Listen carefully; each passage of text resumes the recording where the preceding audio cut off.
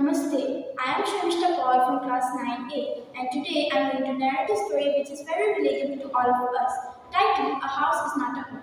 This story begins when the author has to start his first year of high school and everything feels really weird and strange to him because after getting all the seniority in his old school, he has to start again as a freshman and he felt really isolated as his closest friends were sent off to different high schools. He used to miss his old teachers so much that he would go back and visit them.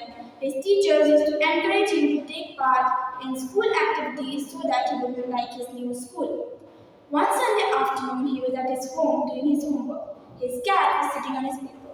His cat was never away from him. He had adopted it when it was a little kitten, and somehow the cat knew that the master was the one responsible for giving it the good life. His mother was at the fireplace stoking the fire to keep the house nice and warm when he smelled something really strange. Smoke was coming out from the seams of the ceiling and he could not say anything. They drove the way out of the doorway and they ran into the front yard. He went to his neighbor's house to call the fire department while his mother ran into the house taking a metal box full of documents and ran out. In a crazy state, she ran back into the house. And the author knew what she was after. His father had died when he was really young, and his mother could not afford losing his pictures go up in flames. But still, he ran back after her, saying, "Mom, no!" But then a large hand stopped him. It was the fireman.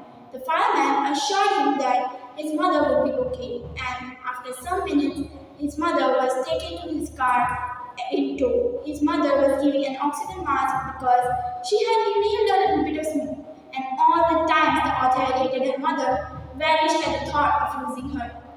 5 hours later, when the fire was finally out, that's when the author realized he had not seen his cat.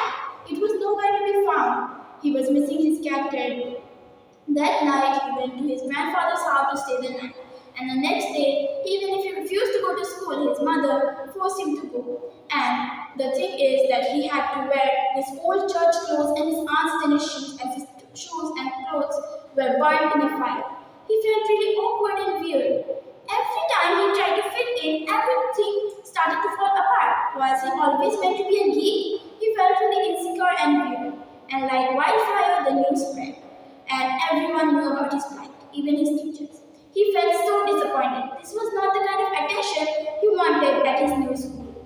And the next day, everyone was feeling really awkward because everyone was rushing him into the gym room. And when he entered, he was surprised because everyone had given donations for him and brought things like school supplies, stationery, clothes of all kinds, jeans, tops, sweatshirts. And he was really overwhelmed by emotions. People whom he had never talked to before were so concerned about him, and that's when he realized that everything was going to be okay. He made new friends that day. A month later, he was at his house watching it be rebuilt when with his new two school's friends, and when a woman called him from backside.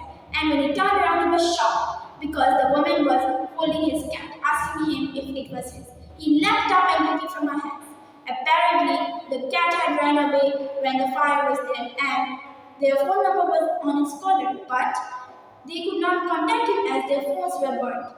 The woman took great care of the cat and took great care to take it to the owner. The author was really happy, and that's what the story teaches us, that even if we are insecure and we have anxiety, we can always make things right, and everything happens for a reason. It's never the end in your life, it's just a plan.